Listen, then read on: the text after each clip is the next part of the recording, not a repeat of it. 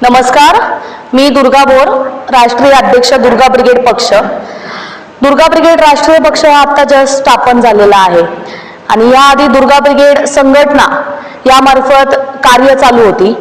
गेले 5 वर्ष दुर्गा ब्रिगेड संघटनेची ही कार्य चालू आहे। त्यामध्ये मी दुर्गा अभियान असेल, महिला सुरक्षा असेल, त्यानंतर महिला उद्योग असेल, उपोषण असेल, आंदोलन असेल, हे विविध चळवळी दुर्गा ब्रिगेड संघटनेमार्फत ह्याच्या आधी करण्यात आलेली आहे। आणि कुठेतरी एक पाऊल पुढे आणि सर्व लोकांचं एक म्हणणं घेऊन लोकांचं खूप पाठिंबा लोकांचा त्यामार्फत दुर्गा ब्रिगेड पक्षाची ही स्थापना 13 जानेवारी रोजी करण्यात आलेली आहे। आणि पक्षाची ध्येय धोरणं उद्योग असेल, रोजगार असेल, महिला सुरक्षा असेल, कारण आपण आज बघतोय मोठ्या प्रमाणामध्ये महिला असुरक्षित आहेत। अक्षरशः लहान लहान मुलींवरती अत्याचार आणि बलात्कार होत आहेत। अंगावरती काटा येतो अक्षरशः अशा गोष्टी ऐकल्यावरती।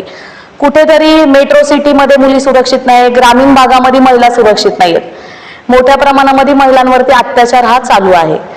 ग्रामीण भागामधील महिला या कधी कधी पुढे येत नाही इज्जती खातीर। त्यामुळे मी दुर्गा अभियान असेल हे पक्षामार्फत राबवलं जाणार आहे पुढील काळामध्ये। त्याचप्रमाणे मुलींना स्वसंरक्षणार्थ शिबिर दुर्गा ब्रिगेड पक्षातर्फे प्रत्येक जिल्ह्यामध्ये, गावामध्ये याचं नियोजन आम्ही केलेलं आहे। तसंच महिला बचत गट जे आपण म्हणतो, तर बचत गट नसून तर उद्योग कक्ष हा प्रत्येक ठिकाणी उभारण्याचं नियोजन आम्ही पक्षामार्फत करत आहोत। आज आपण बघतोय महिला बचत गटांना 25-25 लाख रुपये कर्ज आता जाहीर केलेलं आहे। परंतु महिलांनी 25 लाख रुपये कर्ज बचत गटाने घेतल्यावरती तिला जागा कुठल्याही प्रकारे उपलब्ध नाहीये उद्योग करण्यासाठी। तर शासनाकडे जागेसंदर्भामध्ये पाठपुरावा पक्षातर्फे करण्यात येणार आहे। अजून क्रीडा क्षेत्र असेल, क्रीडा क्षेत्रामध्ये मैदानं युवकांना नाहीयेत खेळण्यासाठी। शिक्षण क्षेत्रामध्ये आपण पाहिलं तर शासकीय जे शाळा आहेत त्यामध्ये डिजिटल शिक्षण हे पाहिजे, टॅब्स हे आले पाहिजेत। कारण आपण पाहिलं की प्रायव्हेट शाळांमध्ये जे टॅब्स आहेत ते कुठेतरी आपल्या सर्वसामान्य तळागाळातील मुलांपर्यंत सुद्धा ते शिक्षण हे पोहोचलं पाहिजे। याच्यासाठी आमचा पाठपुरावा चालू असणार आहे। त्याचप्रमाणे शेती आपण बघतो, मालाला भाव नाहीये शेतकऱ्यांच्या आणि कुठेतरी माल हा फेकला जातो जेव्हा भाव नसतो। कुठेतरी कोल्ड स्टोरेज प्रत्येक तालुक्यामध्ये हे शेतकऱ्यांसाठी पाहिजे आणि शेतकऱ्यांच्या मालाला भाव कसा देता येईल ह्याचा प्रयत्न असेल। त्याचप्रमाणे आपण बघतोय की शेतकऱ्यांचे फूड क्लस्टर्स असतील, फूड क्लस्टर प्रत्येक ठिकाणी उभारून टॅमॅटो असतात। आता आपला आंबेगाव तालुक्यामध्ये टॅमॅटो असतील, ह्याचं उत्पादन मोठ्या प्रमाणामध्ये आहे। तर त्याचं केचप तयार करून त्याची कंपनी स्थापन करून आणि विविध जे काही आपल्या इथं उत्पादन होतं, कांदे असतील, तर हे कशा प्रकारे आपण बाहेरच्या देशामध्ये कशा प्रकारे पाठवू शकतो जेणेकरून त्यांना मालाला भाव भेटेल, तर ह्याचा प्रयत्न आमच्याकडून राहणार आहे। आज पाहिलं आपल्या तालुक्यामध्ये मोठ्या प्रमाणात बेरोजगारी आहे, इथं कंपन्या नाही आहेत। त्यामुळे आपल्या तालुक्यातील मुलांना बाहेर गावी जाऊन नोकरी करावी लागते। तर कुठेतरी आपल्या तालुक्यामध्ये उद्योग हे कसे निर्माण करता येईल आणि आपल्याच तालुक्यातली मुलं आपल्या तालुक्यामधील कामं कसे करतील आणि जे उद्योगधंदे आहेत तिथं बाहेरची लोकांना कामाला घेतलेलं आहे। तर स्थानिकांना इथं रोजगार देण्याचं काम आणि त्यांच्यासाठी हक्क जो आहे तो पक्षातर्फे मागण्यात येणार आहे।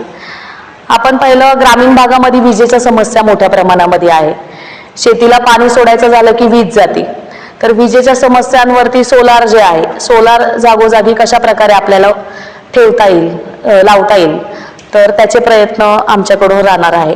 त्यानंतर आता आपण पाहिलं सुरक्षे जे आहे, प्राण्यांचा हल्ला चाललेला आहे, बिबट्या असेल, तर कशा प्रकारे शेतकरी आपला सुरक्षित राहील त्याच्यावरती जी योजना आहे ती पुढील काळामध्ये पक्षामार्फत ही करण्यात येईल।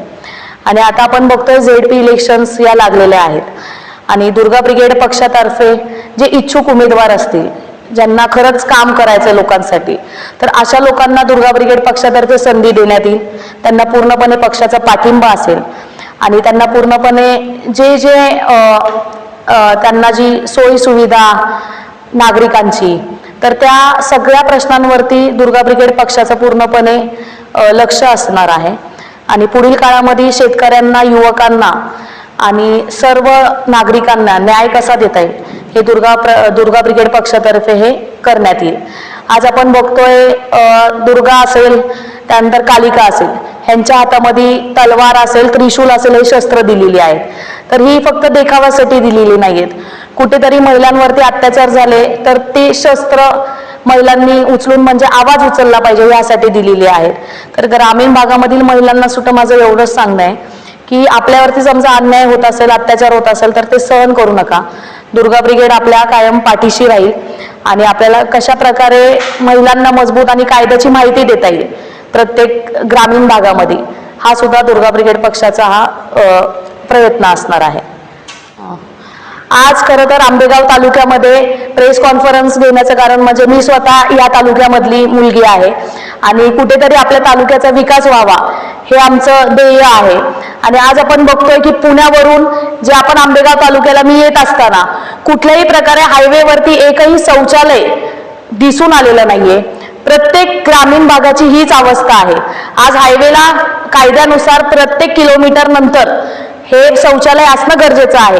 आपल्या मंचर परिसरामध्ये पण असेल, कुठल्याही प्रकारे शौचालय तिथं उपलब्ध नाहीयेत. यामुळे महिलांची खरंच अवस्था खूप कठीण होत चाललेली आहे. कारण पुरुषांचं एक वेळ ठीक आहे, पण महिलांना ऐन वेळेला कुठं जायचं हा प्रश्न पडतो आणि तिच्या आरोग्यावरती परिणाम होतोय. आणि आज आपण पाहिलं कौशल्य विकास असेल, बचत गटातील महिलांमध्ये बरेच स्किल आहेत, परंतु स्किल डेव्हलपमेंट सेंटर अंतर्गत जे योजना दिल्या जातात, आता CME योजना असेल, PMEGP योजना असेल, या योजना दिलेल्या आहेत. सबसिडी देखील 35% महिलांना उपलब्ध आहे, परंतु या महिलांना जागा काम करण्यासाठी नाहीये. त्याचबरोबर आपण पाहिलं कौशल्य विकासद्वारे महिलांना CNC मशीन असेल, VNC मशीन असेल, या मशीनची माहिती नाही. कारण मी आत्ताच मध्ये एक कार्यक्रम घेतला, तर कार्यक्रमामध्ये विचारलं महिलांना की आपल्यापैकी कोणाला CNC मशीन माहिती आहे, VNC मशीन माहिती आहेत, तर कुणाचाही हात वरती आला नाही. परंतु जेव्हा मी विचारलं की शिलाई मशीन कोणाला माहिती आहे, तर प्रत्येक महिलांचे हात हे वरती आले. तर कुठेतरी 4.0 इंडस्ट्रीज आता आपण बघतोय, तर त्यामध्ये महिलांनी आधुनिकरणामध्ये आलं पाहिजे. कारण CNC VNC मशीन, जसं शिलाई मशीन महिला चालवतात तसं CNC मशीन सुद्धा खूप सोपी आहे चालवायला. आणि ज्या महिलांना इच्छुक आहेत, ज्यांना चालवायच्या उद्योग क्षेत्रामध्ये यायचं आहे, त्या महिलांनी निश्चितपणे माझ्याशी संपर्क केल्यावरती त्यांना योग्य तो न्याय आणि उद्योजिका निश्चितपणे त्या करतील. आणि आमच्या आता पक्षाचा एक संपर्क क्रमांक आहे, ज्याद्वारे महिला आम्हाला अटॅच होऊ शकतात, त्यांच्या समस्या सांगू शकतात. तो मी एक संपर्क क्रमांक आपल्याला सांगते, 7758-98848, 7758-98848. म्हणजे निम्म्या रात्री जरी महिलेला कुठलीही अडचण आली तरी आमची टीम तिथं पोहोचेल आणि त्यांना योग्य ती मदत होईल. आणि मी दुर्गा अभियानाअंतर्गत सुद्धा महिलांना शिट्ट्या दिल्या जातात, जेणेकरून एका महिलेने शिट्टी जरी वाचवली तरी आजूबाजूचा हा परिसर जागा होतो. लोकांना कळतं कुठंतरी ही महिला अडचणीमध्ये आहे. आणि काही ट्रिक्स असतील छोट्या छोट्या, जेणेकरून स्वतःची सुरक्षा ही स्वतः करता येईल. तर अशा काही ट्रिक्स सुद्धा महिलांना दुर्गा ब्रिगेड तर्फे आम्ही देणार आहोत आणि कायद्याची माहिती पण पुढील काळामध्ये आम्ही देणार आहोत. धन्यवाद.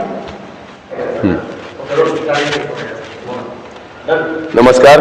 आज दुर्गा ब्रिगेड राष्ट्रीय पक्षातर्फे मंचर येथे आपण पत्रकार परिषद आयोजित केलेली आहे आणि या ठिकाणी उपस्थित सर्व माझ्या पत्रकार बंधू आणि भगिनींचे हार्दिक स्वागत आहे दुर्गा ब्रिगेड पक्षातर्फे. आज आंबेगाव तालुका म्हणजे आंबेगाव तालुक्यातील प्रत्येक व्यक्ती हा जगाच्या विविध कानाकोपऱ्यामध्ये पोहोचलेला आहे आणि मी स्वतः आंबेगाव तालुक्यामधला आहे. परंतु आज दुर्गा ब्रिगेड राष्ट्रीय पक्षातर्फे या ठिकाणी पत्रकार परिषद घेण्याचा हेतू एकतर येणाऱ्या काळातील जिल्हा परिषद आणि पंचायत समितीच्या निवडणुका, या निवडणुकीच्या माध्यमातून आंबेगाव तालुक्याचा विकास करण्याची एक मोठी संधी आपल्याकडे आलेली आहे. मी स्वतः अभय बोर हा उद्योजक असून इंडस्ट्रीज असोसिएशनचा मी महाराष्ट्राचा अध्यक्ष आहे. त्याचप्रमाणे छावा ब्रिगेड संघटना महाराष्ट्र राज्याचा मी प्रदेशाध्यक्ष आहे. छत्रपतींच्या विचारावर काम करतो, डॉक्टर बाबासाहेब आंबेडकर यांच्या संविधानाला मानतो. आणि आज ही जी माझी मुलगी आहे दुर्गा, म्हणजे मी इतर समाज घडवत असताना समाजापुढे एक आदर्श ठेवला की मी स्वतःच्या मुलीला घडवू शकतो. आणि आज समाजामधील माझ्या अनेक माता भगिनी ज्या आहेत, आज आंबेगाव तालुका आपण पाहिला तर कमीत कमी 3 ते 3.5 लाख ही लोकसंख्या आंबेगाव तालुक्यातली आहे. या ठिकाणी 1 ते 1.25 लाख संख्या ही महिलांची आहे. आणि तरुणांची संख्या 1 ते 1.25 लाख आहे. परंतु आज मी म्हणजे महाराष्ट्र आपल्या पुणे जिल्ह्यातल्या प्रत्येक तालुका, प्रत्येक जिल्हा, या ठिकाणी जिल्ह्यातल्या माणसाला काम आहे. आज पिंपरी चिंचवड असेल, चाकण असेल, खेड असेल, या भागामध्ये एमआयडीसी झालेले आहेत. आपल्या या ठिकाणी समजा भीमाशंकर आहे, अभयारण्य आहे, त्यामुळे काही पोल्युशनमुळे आपल्याला काही उद्योग या ठिकाणी डेव्हलप करण्यासाठी अडचणी येतात. परंतु आपल्या आंबेगाव तालुक्यामध्ये दुर्गा ब्रिगेड या राष्ट्रीय पक्षातर्फे म्हणजे माझी भूमिका पुढील काळामध्ये अशी असेल की अवसरी असेल, आंबेगाव असेल, घोडेगाव असेल, लोणी धामणी असेल, निरगुडसर असेल, जे पण भाग आहेत, या भागातली मुलं ज्यावेळी पिंपरी चिंचवडला येतात आणि मला सांगतात की दादा मला रोजगार पाहिजे, आपल्या भागातील मुली त्या भागामध्ये येतात, त्या म्हणतात की दादा आम्हाला कॉलेजतर्फे अप्रेंटिसशिप दिली आहे, परंतु काम गुजरातला दिले, काम बँगलोरला दिले, आम्ही जाणार कशा? आणि यांच्या व्यथा आम्ही कित्येक वर्ष जाणतोय आणि याला कुठेतरी उत्तर मिळू शकतं. आणि आपल्या आंबेगाव तालुक्यामध्ये कमीत कमी 4 ते 5 हजार या पडीक क्षेत्र आणि या ठिकाणी जर आपण SME निर्मिती केली, स्मॉल स्केल इंडस्ट्रीज या भागामध्ये निर्मिती केली, तर या ठिकाणी म्हणजे प्रदूषण न होणारे उद्योग, मग या ठिकाणी फूडवर आधारित उद्योग असतील, इंजिनिअरिंग उद्योग असतील, फॅब्रिकेशनचे उद्योग असतील, CNC VMC सारखे छोटे मोठे उद्योग असतील, आणि हे उद्योग करण्यासाठी आपल्या इथला तरुण उल्हासी आहे. या ठिकाणी अनेक सुशिक्षित महिला आहेत ज्या लग्न करून आज आंबेगाव तालुक्यामध्ये आलेल्या आहेत. शिक्षण आहे परंतु मार्ग नाही. आज आम्ही या ठिकाणी बघतोय जिल्हा उद्योग केंद्र फक्त भांडवलदारांचं गुलाम झालंय. जिल्हा उद्योग केंद्राने किती उद्योग निर्माण केलेत आंबेगाव तालुक्यामध्ये याची आकडेवारी त्यांनी द्यावी. जिल्हा उद्योग केंद्राच्या मुद्रा लोन असतील, स्टार्टअप उद्योग योजना असतील, तुमच्या PMGP योजना असतील, या योजनांचा लाभ जिल्हा उद्योग केंद्राने ग्रामीण भागातल्या किती तरुणांना आणि किती तरुणींना केलाय. फक्त प्रशिक्षण द्यायचं, कागदी घोडे नाचवायचे, शासनाला जायचं आणि सांगायचं आम्ही अमकं केलंय तमकं केलंय. आज लाडका भाऊ योजना काढली, परंतु लाडका भाऊ योजना ही ग्रामीण भागातल्या मुलांना कुठेतरी आर्थिक क्षमता, त्यांची आर्थिक पाठबळ मिळण्यासाठी होती, त्यांना रोजगार मिळावा. पण लाडका भाऊ योजना फेल का गेली? कारण या ग्रामीण भागातील मुलांना आणि मुलींना जर शहरी भागामधील औद्योगिकरणामध्ये आणायचं असेल तर त्याचं इन्फ्रास्ट्रक्चर निर्मिती शासनाने केली पाहिजे. त्या ठिकाणी ही मुलं कंपन्यांमध्ये कामं करणार आहेत, त्यांचा इन्शुरन्स काढला पाहिजे. ग्रामीण भागातील मुली शहरामध्ये येणार आहेत, त्यांना कुठेतरी हॉस्टेलची निर्मिती केली पाहिजे. आज ग्रामीण भागामध्ये मी पाहतोय की आज मुख्य हायवे जो आहे आपण स्मार्ट सिटी करायला घेतोय, परंतु कुठेतरी स्मार्ट विलेज व्हायला पाहिजे. आज आपल्या या ठिकाणी भीमाशंकर असेल, छत्रपती शिवाजी महाराजांचा शिवनेरी किल्ला असेल, या ठिकाणी अनेक पर्यटक जे जागतिक स्तरावरून या भागामध्ये येत असतात. या ठिकाणी लेण्याद्री आहे, अशा अनेक दुर्मिळ स्थान आहेत. परंतु येताना पाहतात रोडच्या साईडला अख्खा प्लॅस्टिकचा ढिगारा.